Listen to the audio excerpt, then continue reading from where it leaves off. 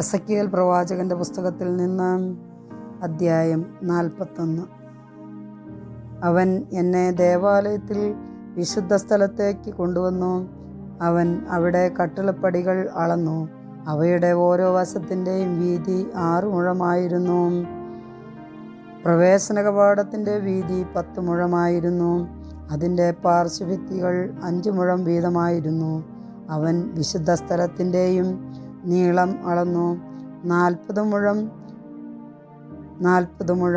വീതി 20 മുഴം.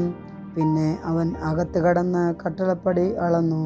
കനം 2 മുഴം, കവാടത്തിൻ്റെ വീതി 6 മുഴം, പാർശ്വഭിത്തികൾ 7 മുഴം. വിശുദ്ധ സ്ഥലത്തിനപ്പുറത്തുള്ള സ്ഥലം അവൻ അളന്നു. അതിന് 20 മുഴം നീളവും 20 മുഴം വീതിയും ഉണ്ടായിരുന്നു.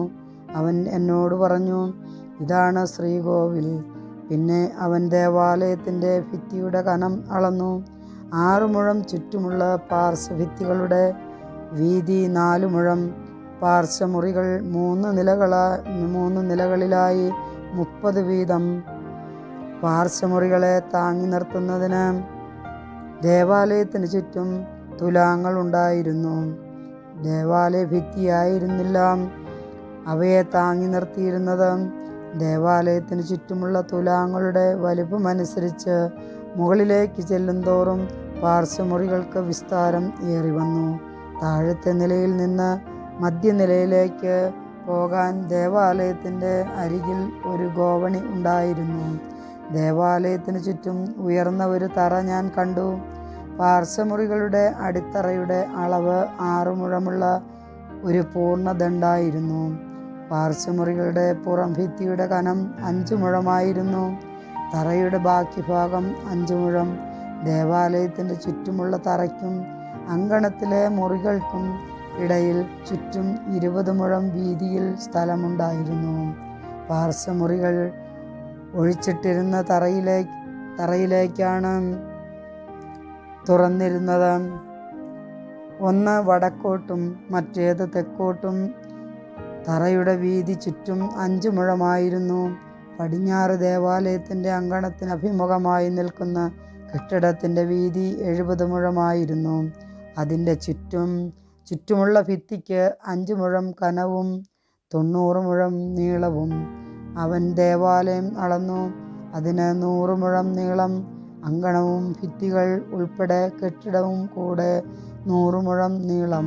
ആലയത്തിൻ്റെ കിഴക്കേ മുറ്റവും കൂടി 100 മുഴം വീതി.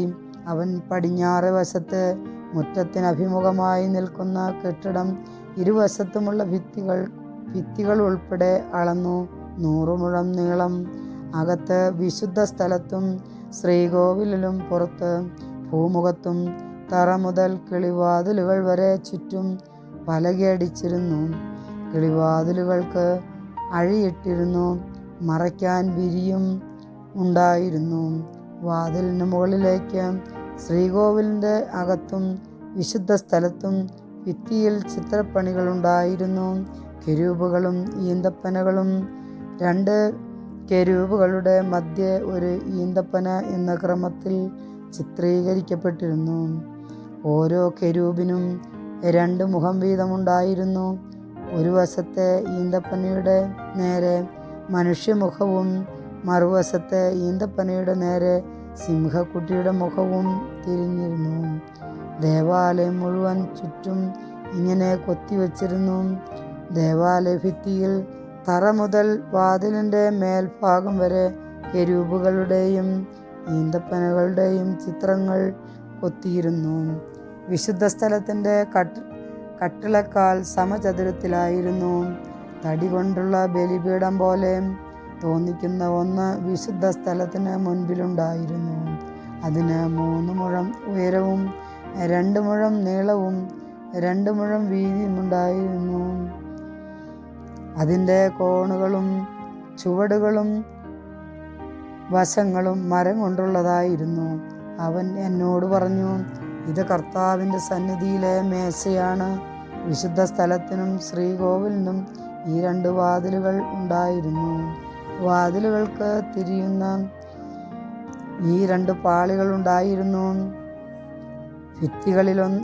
ഭിത്തികളിലെന്ന പോലെ കെരൂബുകളുടെയും ഈന്തപ്പനകളുടെയും ചിത്രം വിശുദ്ധ സ്ഥലത്തിൻ്റെ വാതിലുകളിലും കൊത്തിയിരുന്നു.